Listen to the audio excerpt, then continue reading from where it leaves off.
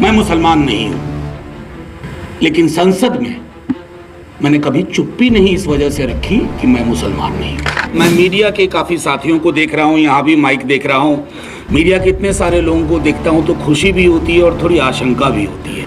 मैं आपको गारंटी देके कहता हूं कि 24 के बाद लोगों के कंसेंट से कहा जाएगा कि अब चुनाव नहीं होगा। जरा सा किसी पे भरोसा होता है, पता चलता है वो भी किसी बाबा के चरणों में लौट गया।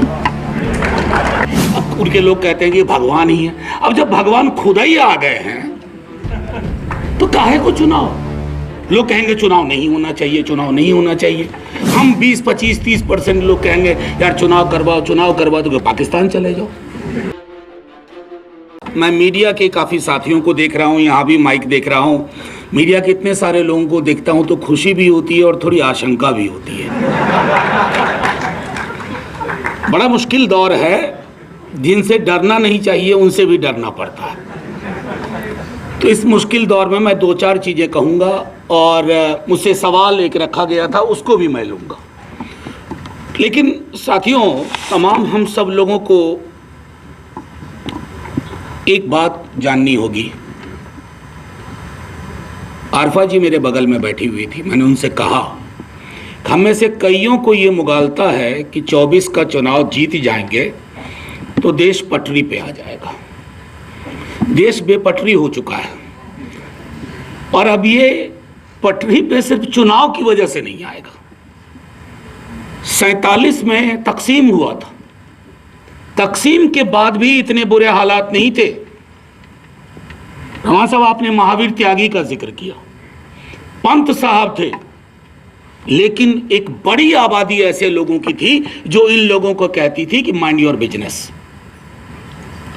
मैं तो नरेंद्र मोदी जी को एक बात कहूं, हाथ जोड़ के उनका धन्यवाद करता हूं, उन्होंने चेहरे से नकाब उतरवा दिए।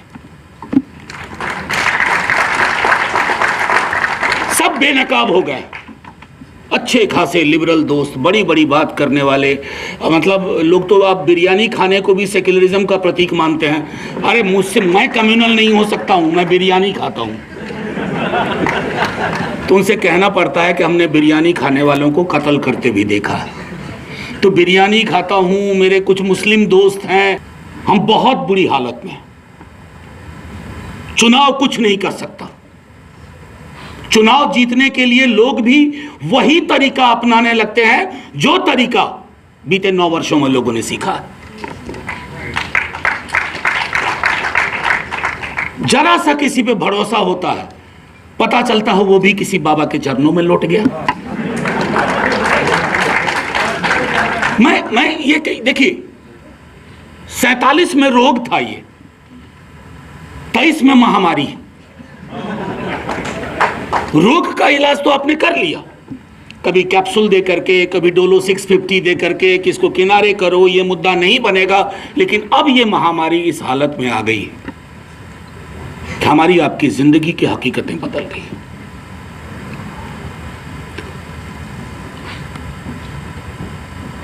आज से कुछ साल पहले तक मैं दिल्ली विश्वविद्यालय में पढ़ाता हूं, ऐसे ऐसे टॉपिक पर रिसर्च हुए मेरे अंदर, आज मैं कल्पना नहीं कर सकता हूं। क्योंकि वो जो एक बार है वो पूरा का पूरा बदल गया, और वो जब बदलता है तो वो चुनाव से ठीक नहीं होता है। मैं कई मंचों पर यह कह चुका हूं कि चुनाव अंगणित है, 2 और 2 4 के बदले 5 हो सकता है, लेकिन यह अंगणित मनोविज्ञान को नहीं बदलेगा। Psychologically we have lost. और ये लड़ाई, मैं दोबारा कह रहा हूं, फिर से तिबारा कह रहा हूं, 4 बार कह रहा हूं, ये लड़ाई जमीन पे लड़ी जाएगी। मैं परसों स्टेट्समैन अखबार का एक प्रोग्राम था कलकत्ता में, तो उन्होंने कहा आप कल्पना करिए कि मई के आखिरी हफ्ते का हेडलाइन क्या होगा अखबार का। तो मैंने एक हेडलाइन दी, India wins but he refuses to accept election results. अब ही को अब ज्यादा समझने की जरूरत नहीं है, ही इज ही। खैर, मैं कॉन्स्टिट्यूएंट असेंबली डिबेट का थोड़ा हिस्सा आपने लिया है। मैं कल रात में, चूंकि आज बोलना था पार्लियामेंट में, तो मैंने थोड़ी तैयारी फिर से की, और वो किताब ऐसी है, हमसे ज़्यादा तो बैरिस्टर साहब जानते हैं। मैं इनका मुरीद इस बात को हूँ कि कॉन्स्टिट्यूशनल हिस्ट्री की जैसी समझ आज के पार्लियामेंट में इनकी है, शायद किसी की नहीं है।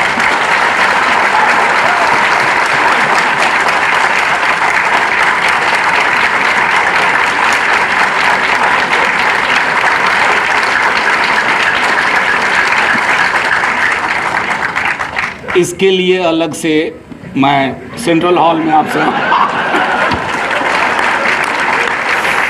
खैर, मैं आपको एक हल्की सी बात कहना चाहता हूं कि नवंबर का महीना आ गया था, कॉन्स्टिट्यूएंट असेंबली डिबेट चल रही थी। नेहरू चाह रहे थे कि क्रिसमस की छुट्टियां ना हो, हम बैठ के काम करें। आप जानते हैं क्रिसमस की छुट्टियां किसको चाहिए थी? कोई क्रिश्चियन एमपी नहीं था, श्यामा प्रसाद मुखर्जी। मतलब मैं इसके लिए उनकी निंदा नहीं कर रहा हूं। जिस दल के अस्तित्व को आपने गढ़ा था कि आपको क्रिसमस की छुट्टियां चाहिए थी, आज देखिए आपके उस दल की क्या हालत है। तो ये जो जर्नी है हमारे देश की, उस जर्नी में मैंने जो बात एक कही, दंगे पहले भी होते थे। हमारे बीच में ऐसे लोग थे, अरफा जी ने एक अपना शेयर किया। मैं पटना यूनिवर्सिटी में था, वहां मेरा एक दोस्त था, फैराडे हाउस में, इकबाल, साहबगंज का था। जब क्रिकेट मैच, उस समय में नया नया टेलीविजन लगा था, तो बड़े शौक से 50 लोग एक साथ बैठते थे, और जब मान लो कि पाकिस्तान अच्छा कर रहा हो या बुरा कर रहा हो, तो लोगों की नज़र स्क्रीन से निकल करके इकबाल पे जाती थी कि इकबाल का रिएक्शन कैसा है। जो रिएक्शन तभी बंद कमरे में इकबाल की ओर जाते थे, आज वो सड़क पे। ये फर्क आया, और इस फर्क को हम सबको समझना होगा। और रिप्रेजेंटेशन का जहां तक मामला है, आपने बहुत, मैंने कहा ना दस्तावेज, मैं एक डेटाबेस देख रहा था आपको, ये किताब नज़ीर होने जा रही है। हम आप इससे चीजें निकालें, लेकिन रिप्रेजेंटेशन को भी सिंबॉलिज्म से आगे ले जाना होगा। मैं आज सोच के आया था कि मैं कोई ऐसा बयान नहीं दूंगा, लेकिन यह तय करना होगा। छोटी सी बात है, मैं मुसलमान नहीं हूं,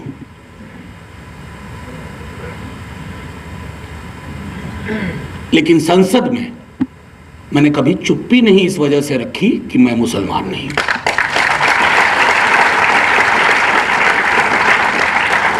और संसद का रिकॉर्ड गवाह है इस बात का। दूर की छोड़िए, बड़ी बड़ी पॉलिटिकल पार्टी को 370 के मसले पे मैंने चुप्पी बांधे देखा, ये कहते हुए सुना कि देश बदल गया है। मैंने उनसे ये कहा कि जब देश बदल रहा था ना जर्मनी में, तब भी वहां की सोशलिस्ट पार्टी, कम्युनिस्ट पार्टी कम से कम एडुकेट करने की कोशिश कर रही थी लोगों को। हम आपने तो वो भी बंद कर दिया। पूरा का पूरा माहौल, सर मैं 1-2 मिनट और लूंगा और खत्म करूंगा। कुछ समझ में नहीं आ रहा है क्या बोलूं, फिर क्या। पूरा का पूरा माहौल, आपको पॉलिटिक्स से इतर एक लड़ाई लड़नी होगी।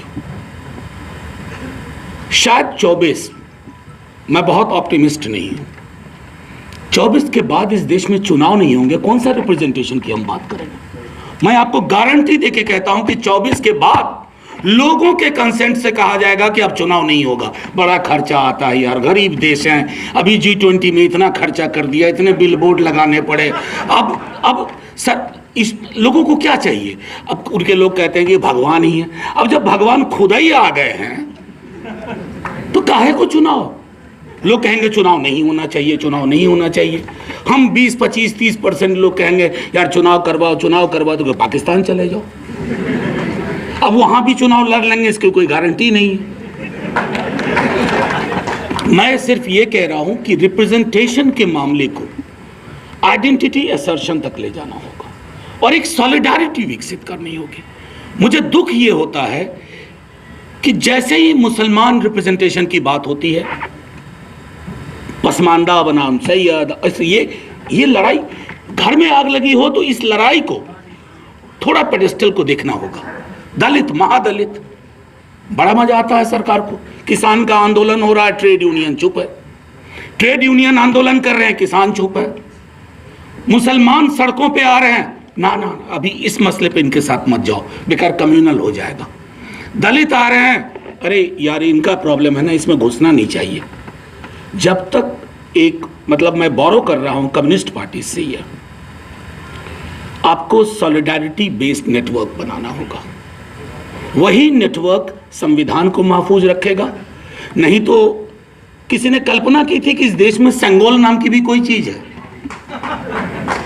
आज मैंने कहा कि आप सेंगोल लगा दिए हो तो वहां साथ में बड़ी फोटो लगाओ जो कॉन्स्टिट्यूएंट असेंबली के मेंबर्स थे, उनकी तस्वीर होनी चाहिए, वो देखे जाए। और एक आखिरी चीज कहूंगा इससे पहले कि मैं आपका सवाल, मैं कलकत्ता जा रहा था, अभी रोमिला थापर जी की एक किताब आई है, मैंने पढ़ा उसके कुछ पन्ने शुरू के। ये लड़ाई जो वो कहती हैं बड़ी खूबसूरती से कि from integrative nationalism of 1947 we have reached to segregated nationalism of 2023, यानी एकीकृत राष्ट्रवाद की भावना से हम विखंडित राष्ट्रवाद की भावना पे आ गए। पहले सर्टिफिकेट छुप के लोग मानते थे, देखो कि उस मोहल्ले से पटाखे चल रहे हैं कि नहीं। आज सड़कों पे सर्टिफिकेट मांगे जा रहे हैं, गलियों में सर्टिफिकेट मांगे जा रहे हैं, और जो उसका प्रतिकार करे, चाहे वो मुसलमान हो या गैर मुसलमान हो, आप उसको भी पाकिस्तान जाने की सलाह देते हो।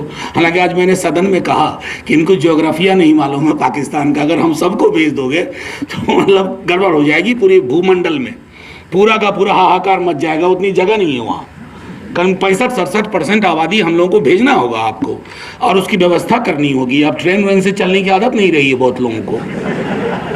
तो बहरहाल मैं पॉलिटिकल पार्टीज के सामने एक सबसे बड़ा चैलेंज जो मैं देख रहा हूं वो है कि ये जो कम्युनलिज्म ऑफ 47 था, ये नेशनलिज्म ऑफ 2023, ये कम्युनलिज्म एक मेजॉरिटेरियन नेशनलिज्म में तब्दील हो गया, और इसके छींटे विपक्ष के दलों पर भी पड़े हैं।